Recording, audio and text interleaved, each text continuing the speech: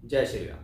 कुंभ राशि के जातकों, 13 सितंबर 2025 को मंगल राशि बदलने वाले हैं और 28 अक्टूबर 2025 तक मंगल अब तुला राशि के अंदर गोचर करेंगे। तो सबसे अच्छी बात क्या है कि आपके कर्म भाव के स्वामी ग्रह हैं मंगल, जो कहाँ चल रहे हैं, 8वें घर के अंदर गोचर कर रहे थे अब तक। अब कर्म का मालिक अगर 8वें घर में गोचर करेगा तो प्रोफेशनली डिफिकल्टीज आती हैं, प्रोफेशनल लाइफ में प्रॉब्लम्स आती हैं, डिफिकल्टीज आती हैं, कार्यों के अंदर रुकावट होती है, अड़चन होती है, कार्यों में विलंब होता है, देरी से काम होते हैं, ऐसा देखा जाता है। अब ये ग्रह 9th हाउस के अंदर आ गया और 9वां घर ज्योतिष शास्त्र में भाग्य का है, प्लेनेट ऑफ एनर्जी भाग्य स्थान में पहुंच गई।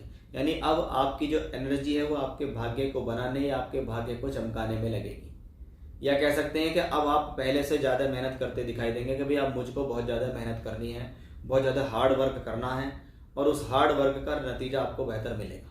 क्यों? क्योंकि 10वें भाव के स्वामी ग्रह मंगल है। 10वां भाव ज्योतिष शास्त्र में हमारे कर्म, कार्य क्षेत्र, नौकरी का, व्यापार का, इन चीज़ों का होता। अब कर्म का मालिक ग्रह अगर 9वें भाव में बैठेगा तो ये कर्म का 9वें से संबंध है।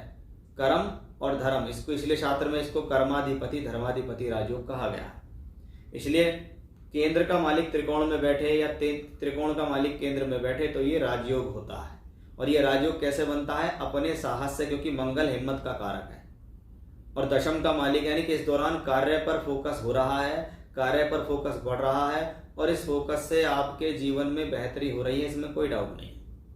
क्योंकि मंगल तीसरे घर और 12वें घर को दृष्टि देता है। तीसरे और 12वें से मंगल का संबंध है और मंगल है कर्म भाव के मालिक। इसका मतलब सीधी बात है कि आने वाले समय में जो कार्य क्षेत्र है वो किसी दूर स्थान से जुड़ रहा है। अब इसमें दो चीजें हैं, या तो आपकी लाइफ में टूर, ट्रैवलिंग, यात्राएं होंगी, आप दूर स्थान से जुड़ेंगे, दूर स्थान के लोगों से संपर्क करेंगे और वहां से जाके आपको लाभ मिलेगा, या फिर आप जहां बैठे हैं तो बैठे बिठाए आपका लोगों से ऐसा संपर्क बनेगा जिसको हम कहते हैं कम्युनिकेशंस का कनेक्शन, कि बैठे बिठाए लोगों ने संपर्क किया, घर बैठे आपने काम किया, चाहे वो इंडिया से संबंधित लोग हों, चाहे वो बाहर से संबंधित लोग हों, चाहे विदेश से जुड़े हुए लोग हों, उनसे संपर्क बनाकर लाभ लेने का योग। यानी ये यात्राओं से भी लाभ लेने का समय है, ये कम्युनिकेशन से लाभ लेने का भी समय है, ये दूर स्थान से जुड़कर, दूर के लोगों के साथ जुड़कर काम करने का एक उचित समय है। तो उसमें कुल मिलाकर ये सिचुएशंस है, ये बहुत सकारात्मक है, क्योंकि मंगल एनर्जी भी है और मंगल कर्म भाव के स्वामी भी हैं। इसलिए एनर्जी और कर्म जब दोनों एक साथ मिलेंगे